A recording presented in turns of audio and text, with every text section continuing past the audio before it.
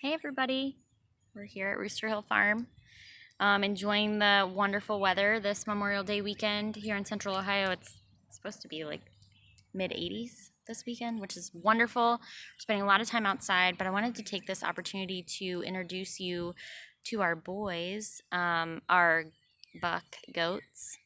We haven't really introduced them on here, or you haven't seen much of them on our YouTube channel.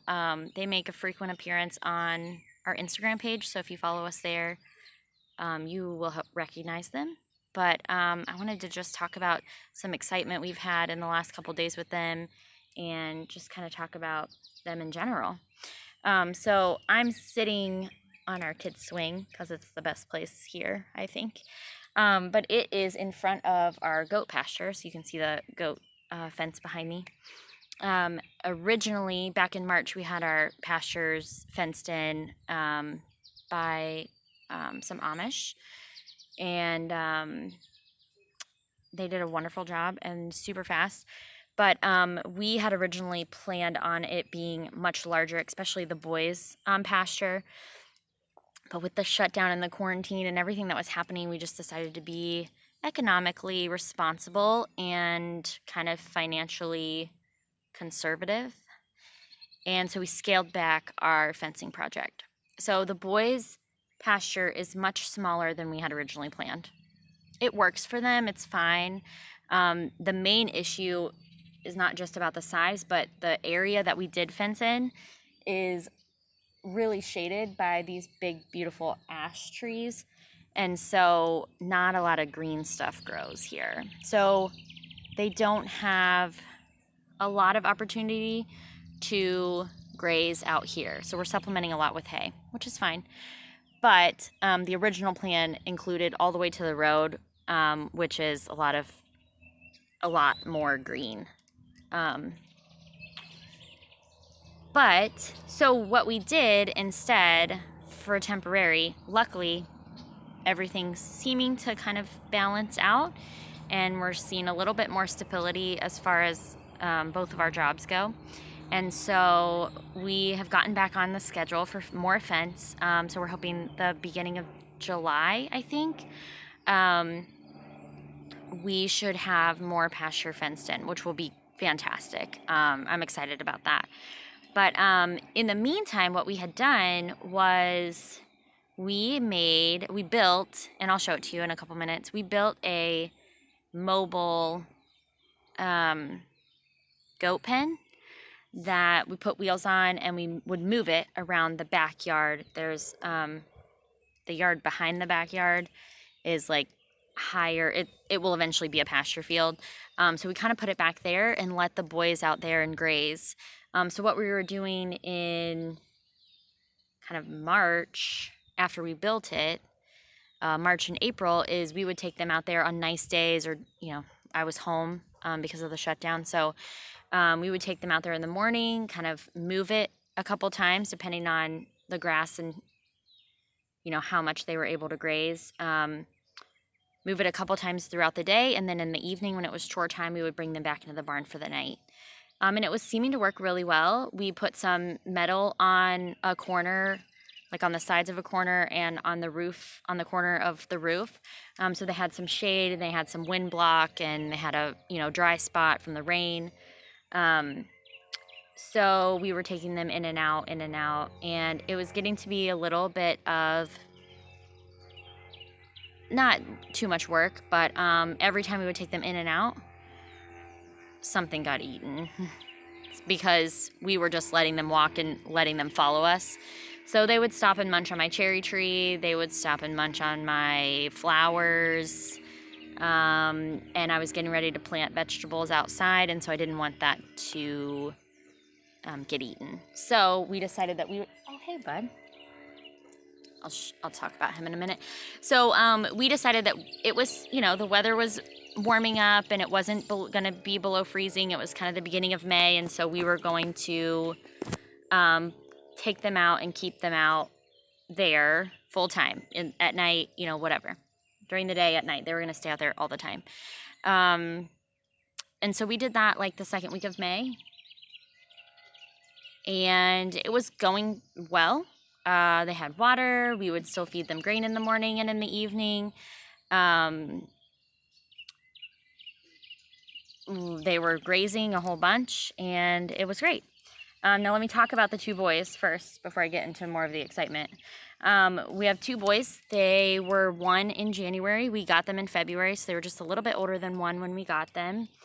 They were raised together, which is important. If you're going to have two intact bucks, you should raise them together. This is just what I've been told and what I've read and what we've learned.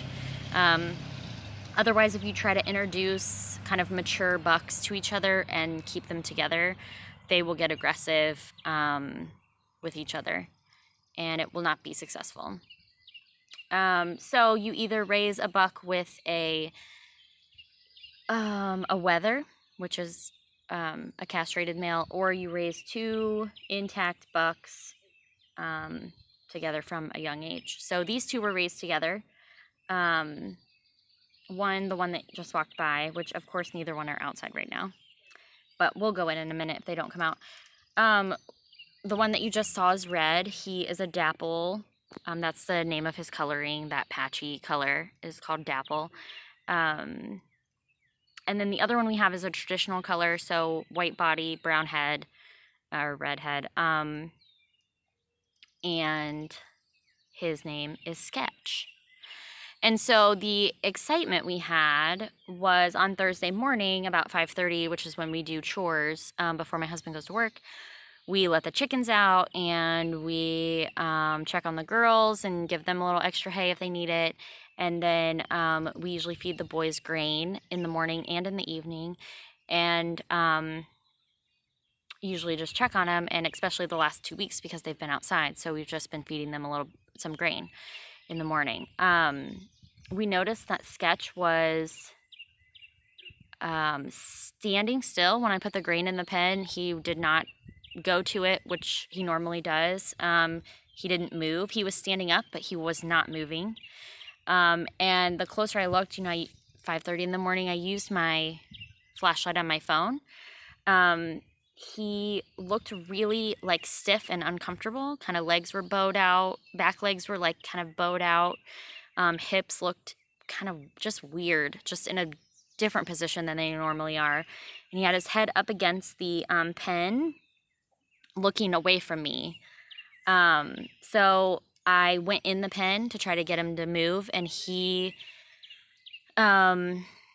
acted really confused and like disoriented, kind of, I don't know, it's just weird. If you know your animals, if you spend time with your animals, you know that something's just not right.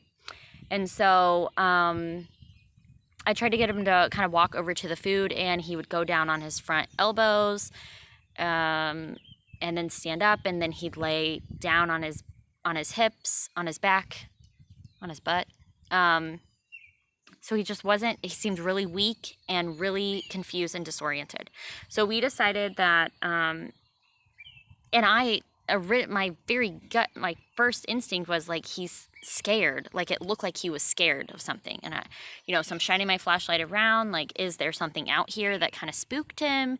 Because that's kind of what he was acting like. He was stiff. He didn't want to move. And he was just, his eyes were like huge, and just head was like looking all around, but not looking at me, kind of like blank staring. But there was nothing out there. So we decided to bring them into the barn just so we could monitor them a little closely. And he had been exhibiting signs of, he had some diarrhea for a couple days. Just the grass greened up so quickly, and they went from, only eating hay and not really grazing, because this hadn't really grown at all back here, to just purely grazing on really green grass.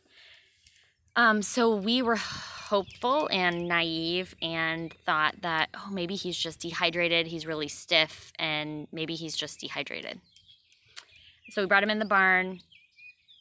As soon as my husband grabbed his horns to walk him to the barn, he kind of just kept laying down. He ended up like basically carrying him the rest of the way into the barn. So he left for work and decided to call the vet. We have a fantastic farm vet. So she ended up coming out, and we'll walk you through the whole story, but just to warn you, it does, I mean, I won't go into great detail, but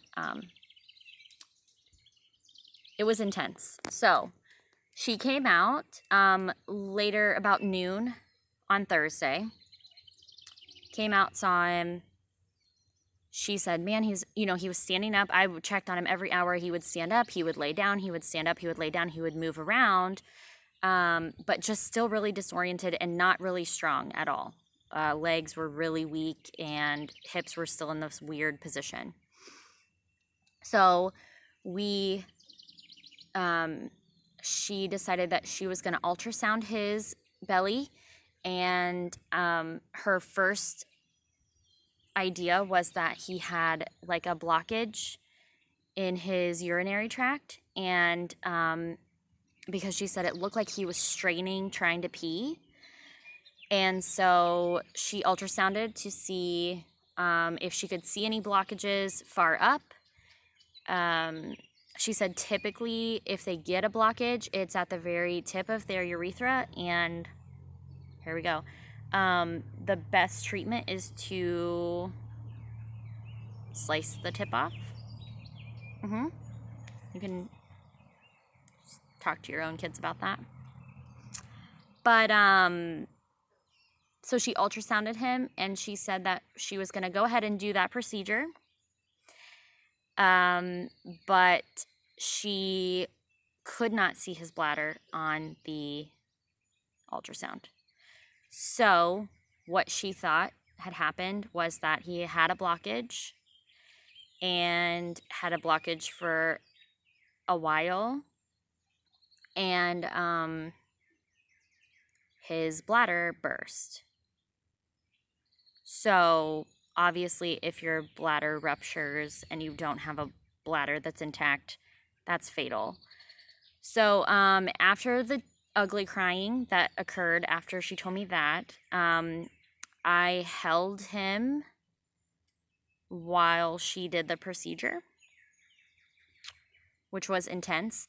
Luckily, I guess, I hate to say luckily, but luckily he didn't feel very well, and he wasn't very strong. He didn't have a whole lot of strength or energy, so he didn't fight as much as I thought he would, because when she told me what she was going to do, and she told me that I was going to hold him, I was pretty sure I was going to get just head-butted to death or something. I don't know. Or taken for a long drag through the pasture field. But he flinched a couple times, and then we were done. And so after that procedure, she, she said, hopefully, maybe his bladder's just not able to be seen. Maybe it's, in a different position or something, because it is so full. She was being very optimistic. I was not. But she said just to monitor him, and then she said that she was going to give him an antibiotic and a steroid and a bag of IV fluid. So she did the IV in his neck, and did the fluid. We gave him a whole bag of fluid, and as she was doing that, she realized that he couldn't see anything. So she was kind of flicking her hands right in front of his eyes. No reaction, no flinching, no blinking. And so she looked at me and said, I think he might be blind. And I said, okay, well, he definitely wasn't blind, 2 days ago, or even yesterday. So what does that mean? And she said, I think it might be a good thing. He might have polio. I'm sorry, polio? Polio has never been in the same sentence as this might be a good thing. It might be polio. But she said, no, it's a really good thing because we can treat polio. We can't do anything if his bladder is ruptured. So I was still feeling a bit pessimistic and said, okay, we'll just see how the next 24 hours goes. So I asked her a bunch of questions about what am I looking for, how long is it going to take for him to pass if it's his bladder, you know, all these questions about bladder. And then I checked on him every hour, and he was still okay. He would do this kind of head bobbing thing, which she explained that if it was polio, he's got a lot of pressure in his brain. So he did that, but he was moving around. He was laying down and standing up, always in different positions. So that was all of Thursday. Thursday night, we checked on him several times throughout the night. He was still alive, which was the best thing I could say. But today is Sunday, and yesterday he drank water on his own, which was, so we've been giving him an antibiotic shot twice a day, and we've been dredging him with ammonium chloride because she still wanted us to treat him for a bladder infection just in case. So dredging means like you mix it with water and then you put it like in a syringe that doesn't have a needle, and then you shove it in his mouth and, you know, waterboard him, basically. So we did that Thursday. We did that Friday. We're dredging him once a day, and then the antibiotic twice a day. And then we did that Saturday, and we did the shot this morning on Sunday. And every day he's been better. Every day he's been stronger. Every day he's got more balance and more strength and more energy. And yesterday was the first day we saw him drinking water on his own. And let me tell you, on Friday, I've never been more excited to see an animal pee in my entire life. But when I saw him urinate in the barn, when I was checking on him on Friday, I cried and then texted my husband in all capital letters, like, he just peed. Who knew that you could get so excited about a goat peeing? I never thought I would, but it was the most exciting thing. So today, when I got home from the grocery store, I saw him eating some grass out here. And then I just came out to kind of introduce you guys, and he was in the barn eating hay. So as of right now, I mean, my husband and I strongly believe that he can see some things, because he will stop just short of a tree, just short of me if I get in there, just short of the fence right before he kind of bumps into it, which is different from Friday. Friday, he was just banging everything, you know, banging his horns and banging his head and running into everything that was in front of him. But today and yesterday, he's really been stopping short of things. And when we go in to give him his medicine now, he's kind of trying to dodge us. So I feel like at the very least, he can see some shadows or some light or something, maybe shapes. He's still not reacting, because I've been doing this to his face. He's still not reacting to that, but so I don't know. He might regain his vision. He might not. And she said that, and that's okay. We can raise a blind goat. But I'm going to go into the barn because no one's coming out. It is hot as blazes, but I'm going to go in and show you the two of them and introduce you guys. And obviously I'm not a vet, and please don't take this video as like any kind of veterinary advice. But my piece of advice that I will tell you is that if you're starting out, or even if you're thinking about starting out with livestock, get a farm vet. Just get one. Just have them come out and do a well check on everybody, and that way, if you have an emergency, then they can see you and they can help you. And sorry about the lighting. They can maybe save your goat from polio. So I guess the other thing I know about polio, or the thing I've read, and our vet's going to come out at the beginning of the week and just kind of see him and recheck him and reassess and see if there's a more specific treatment we can do, or we have lots of questions about goats can get polio. There's a couple different reasons that goats get polio. One would be a bacteria in the ground. One would be a sudden change in diet. sudden change in weather, or also too much grain, which that might have been the case. But we just like to talk to her to see, is he more susceptible to polio now that he's had it already? Should we vaccinate all the goats we have if it's a bacteria that's here in the ground? So those are things that we're going to follow up on and that we are going to talk to her about. But look at this dude. This guy was not like that 3 days ago.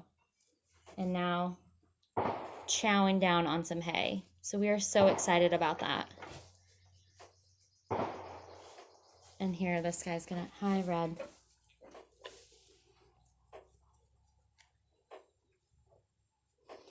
So we thank you for watching, and if you have any, no, you can't come out.